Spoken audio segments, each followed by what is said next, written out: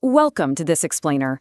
Today, we're unpacking a truly fascinating, deeply layered lecture by Dr. Israr Ahmed. We are jumping right into his dynamic interpretation of Sabr, a concept you've probably heard translated simply as patience. But as we're going to see from the source material today, Dr. Israr completely shifts that paradigm. He moves Sabr away from this traditional idea of just sitting back and passively waiting for the storm to pass, and instead, he frames it as a highly active, incredibly disciplined, and frankly, revolutionary strategy. So let's get right into it. Now, when you hear the word revolution, what pops into your head? For most of us, our minds jump straight to explosive action, dramatic protests, or some sudden regime change, right? But the source asks us to consider a completely different perspective. What if the absolutely most crucial ingredient for meaningful, lasting change isn't loud, aggressive action at all? What if it's actually the quiet, highly strategic ability to endure profound and often devastating losses without breaking? Which brings us to Section 1, the inevitability of setbacks. Dr. Israr makes it crystal clear that embarking on any serious ideological path pretty much guarantees hardship. According to a core Quranic verse that he cites extensively, there is a specific, non-negotiable list of tests a movement is absolutely going to face. We're talking periods of intense fear, literal physical hunger, the draining of your wealth, and even the tragic loss of lives. But there is one specific item on this list, the loss of fruits, that the source argues is vastly misunderstood. So what does loss of fruits, or samarat, actually mean in this context? Traditionally, people might have thought of this literally, like your date crop failing right before the harvest. But Dr. Israr brilliantly redefines this for the modern era. He interprets it as the agonizing waste of your life's hardest work. I mean, imagine dedicating 10 brilliant years of your life, pouring all your intellect and career energy into a cause, only to look up and see it yield absolutely zero immediate results. That gut-wrenching feeling of a wasted decade? That is the modern loss of fruits. To endure that specific kind of massive failure requires a really unique type of psychological resilience. The source captures this with a mindset we've all heard before, but applied here with incredible weight. You must be fully prepared for your harvest of hopes to be totally ruined. And yet, and this is the key, despite that absolute crushing failure, you have to remain fully willing to pick up the seeds and start planting all over again the very next day. Moving right along to Section 2, surviving character assassination. Okay, so once a movement actually gains some real traction, society is going to push back. It's like clockwork. And the source maps out the exact timeline of this reaction.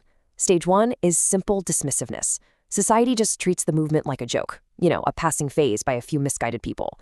But when it refuses to go away, boom, we hit Stage 2, targeted character assassination, mockery, and slander. Notice how this intense psychological pressure happens way before Stage 3, actual physical violence, ever begins. To really prove this point, the source looks at Prophet Muhammad's own historical experience in Mecca. And the before and after contrast is staggering. Before his mission, he was universally beloved. His society literally gave him the titles Sadiq, meaning the truthful, and Amin, meaning the trustworthy. But the absolute second his message challenged the existing power structures, those titles completely vanished. He was relentlessly smeared, openly mocked, and publicly branded as a madman, a poet, and a sorcerer. And here is the crucial takeaway. This mockery is never accidental.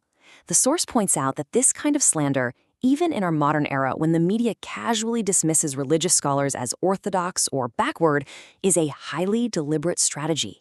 Its sole purpose is to break a movement's morale, exhaust its members, and destroy their resolve long before anyone ever throws a punch.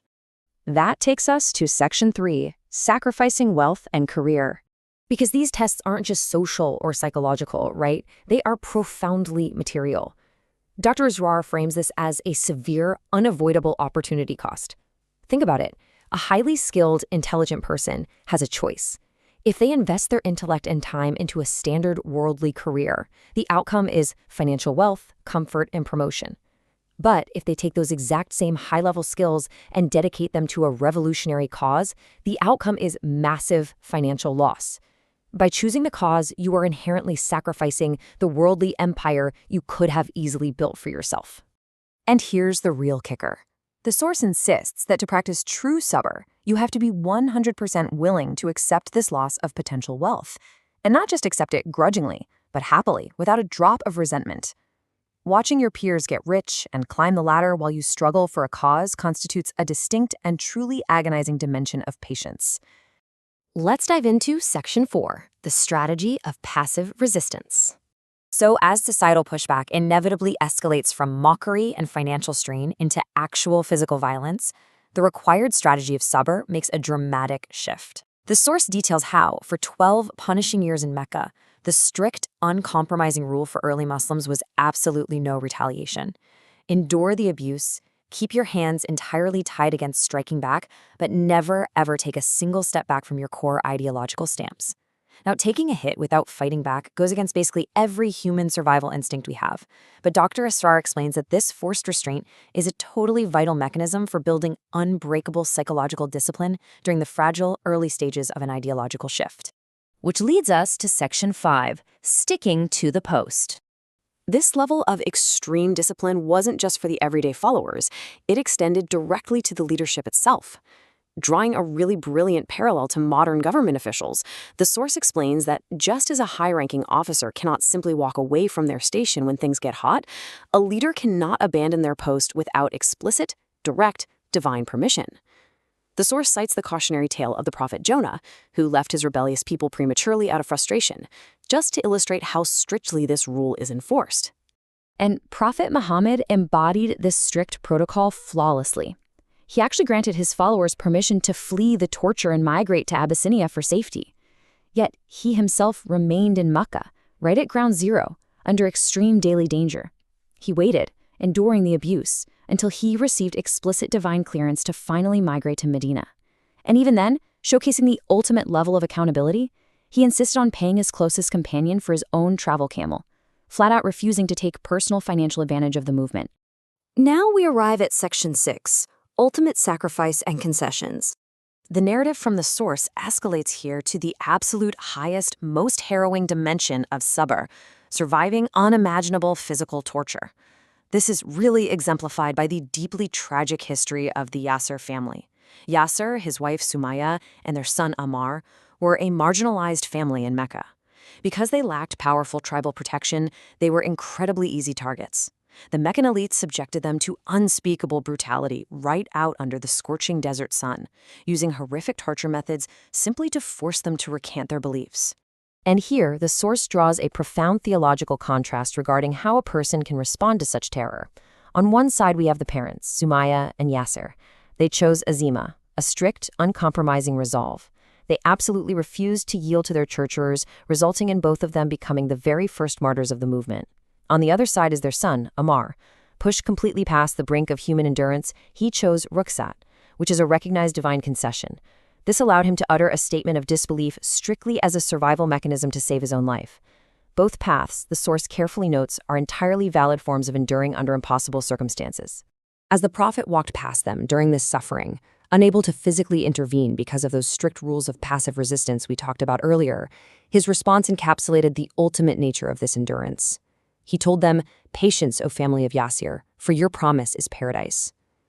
It perfectly highlights the tragic, yet ultimately triumphant nature of this final, highest form of sabr. And that brings us to the end of Dr. Israr Ahmed's remarkable framework. We've seen how true sabr is anything but passive, from sacrificing lucrative careers and accepting the total loss of a decade's worth of effort, to enduring public smear campaigns and holding the line under severe physical persecution. It is a deeply strategic, highly active necessity. Which leaves us with a provocative thought to ponder today. As we look at the world around us,